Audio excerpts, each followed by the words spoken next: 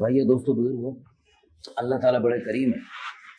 اللہ تعالیٰ اپنے فضل و کرم سے ہمیں اپنی ذات عالی کی طرف متوجہ کرنے کے مختلف بہانے بناتے ہیں۔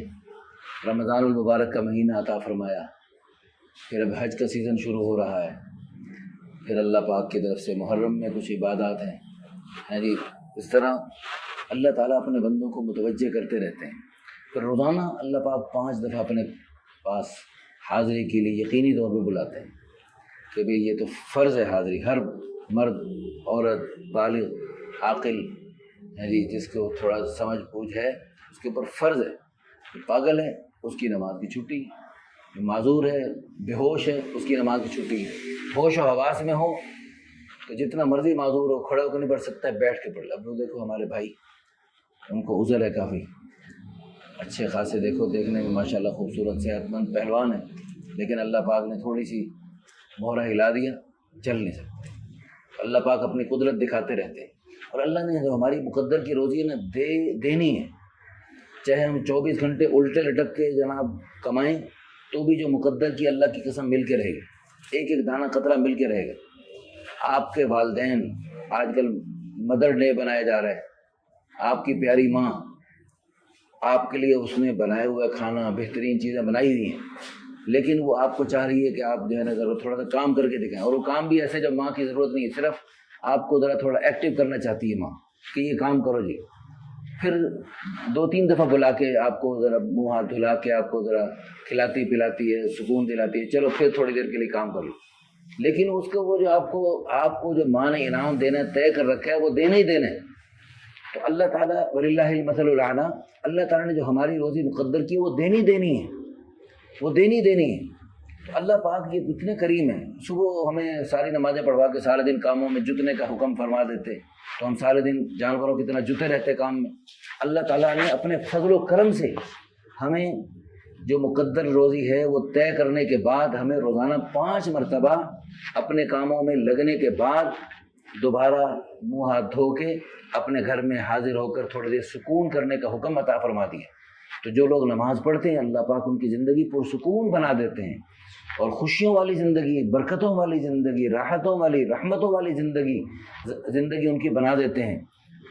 حیات طیبہ، خوشگوار زندگی۔ من عمل صالحا من ذکر او انثی، جو مرد عورت ہو ایمان کے ساتھ اچھے عمل کرتے ہیں، فلنحیینہ حیاتا طیبہ، ہم ضرور ان کو خوشگوار زندگی، پرسکون زندگی، اطمینان بھری زندگی عطا فرمائیں گے۔ نہ دولت سے، نہ دنیا سے، نہ گھر آباد کرنے سے، تسلی دل کو ملتی ہے خدا کو یاد کرنے سے۔ تو بھائیو دوستو، ہم سب، آپ تو سارے ماشاءاللہ نمازی اور پکے دیندار لوگ ہیں، آپ کی وساطت سے جب ہمارے مسلمان بھائی تھوڑی سستی کا شکار ہیں ان تک، اور ان کے ذریعے پھر ساری دنیا کے غیر مسلم جو ہمارے انسانی بھائی ہیں ان سب تک یہ پیغام ہے کہ سب کے سب جو ہے نا اسلام کی طرف آ جائیں اور اسلام کو قبول کر لیں۔ اسلام سلامتی کا مذہب ہے، ایمان امن کا مذہب ہے، تو اسلام و ایمان کو قبول کر کے دنیا میں بھی خیریں پائیں، موت کے وقت بھی خوشیوں کا وقت بنائیں، قبر میں ہزاروں سال جنت کا مزہ پائیں، اور پل صراط سے بجلی کی طرح پار ہو کر حشر کے دن اللہ کے عرش کا سایہ پائیں، اور اللہ کے پیارے حبیب صلی اللہ علیہ وسلم کی خصوصی شفاعت حاصل کریں، پھر پل صراط سے بجلی کی طرح پار ہو کر ہمیشہ کی جہنم سے بچ کر ہمیشہ کی جنت کی ساری نعمتوں کو حاصل کرنے والے بنیں۔ اور یہ جو رمضان کے بعد شوال کا مہینہ ہے، اس میں ایک چھوٹی سی عبادت ہمارے ذمہ اللہ پاک نے لگائی ہے کہ اگر 6 روزے رکھ لیں تو اللہ پاک ہمیں پورے سال روزے رکھنے کا ثواب عطا فرمائیں۔ حدیث پاک میں آتا ہے من صام رمضان واتبعہ ستا من شوال، جو رمضان کے مہینے روزے رکھے پھر اس کے بعد 6 شوال کے روزے رکھ لیں، پورے یعنی فوراً عید کے فوراً بعد رکھنے کی ضرورت نہیں ہے، بلکہ حدیث پاک میں آتا ہے انہا ایام اکل و شرب، یہ عید کے دن کھانے پینے کے دن ہے، اس میں اپنے دوستوں کے ساتھ گھر والوں کے ساتھ کھاؤ پیو تھوڑا سا۔ اللہ پاک عید والے دن جو نہیں کھائے گا اللہ پاک اس کو جوتے ماریں گے، بے وقوف یہ تو میری طرف سے ضیافت کا دن ہے، تو آج روزہ رکھ کے پھر رہے، آج شیطان کا روزہ ہے، تو عید والے دن روزہ کوئی نہیں رکھنا۔ عید کے بعد بھی 1-2 دن آپ اپنے دوستوں کی ضیافتیں ہیں تو آپ اگر فوراً روزہ نہ رکھیں بلکہ نہ ہی رکھیں تو بہتر ہے، کیونکہ دوستوں کے ساتھ، والدین کے ساتھ، بہن بھائیوں کے ساتھ اس میں یعنی کھانے پینے میں اس میں شریک ہونا یہ زیادہ ثواب کی بات ہے۔ باقی یہ نفلی روزے ہیں یہ اس کو تھوڑا سا بعد میں بھی مؤخر کیا جا سکتا ہے. پورے شوال کے مہینے میں آپ 3 روزے رکھ لیں. پیر جمعرات کا روزہ ویسے بھی رکھنا سنت ہے.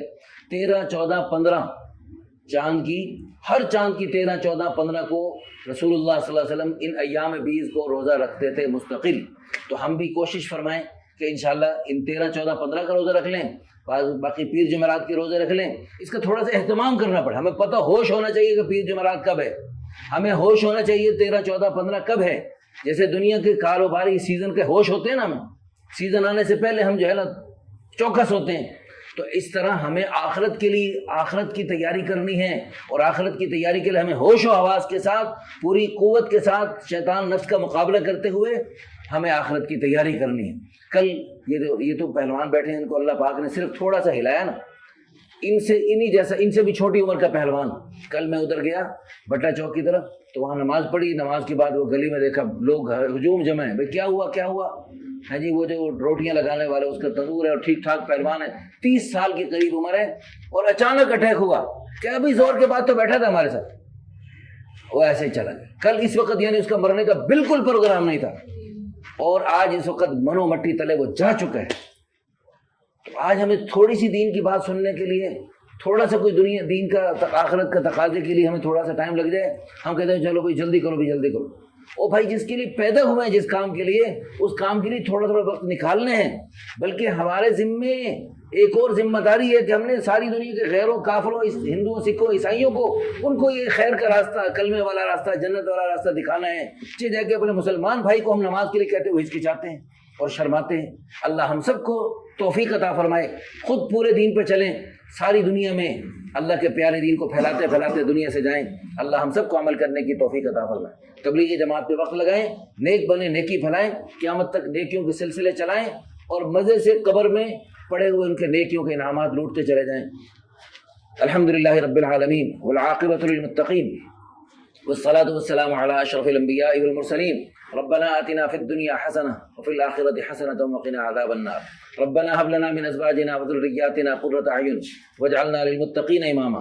یا اللہ اس ماہ مبارک میں تیرے بھائیوں، تیرے پیارے بندوں نے، نیک بندیوں نے یا اللہ تیری رضا والے بڑے اعمال کیے. یا اللہ تو قبول فرما کر بقیہ پورا سال، بقیہ پوری زندگی 100% اپنے رضا کے مطابق، اپنے پیارے حبیب صلی اللہ علیہ وسلم کی چاہت کے مطابق زندگیاں بسر کرنے کی توفیق عطا فرما.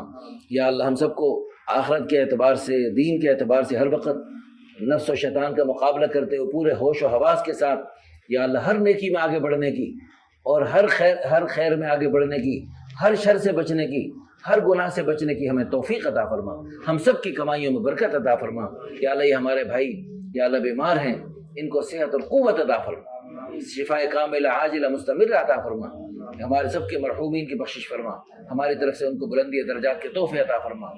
یا اللہ ہم بھی عیدیاں مانگتے ہیں اپنے بڑوں سے. یا اللہ تو ہم سب کا بڑا، تو ہمارا خالق اور مالک رازق ہے. ہم سب کے مردوں کو بھی، ہم سب کو بھی یا اللہ عیدی کے طور پر ہمیں بخشش کا تحفہ عطا فرما. ربنا تقبل منا انك انت السميع العليم وتب علينا انك انت التواب الرحيم. صلی اللہ علی النبی الکریم وعلى آلہ وصحبہ اجمعین.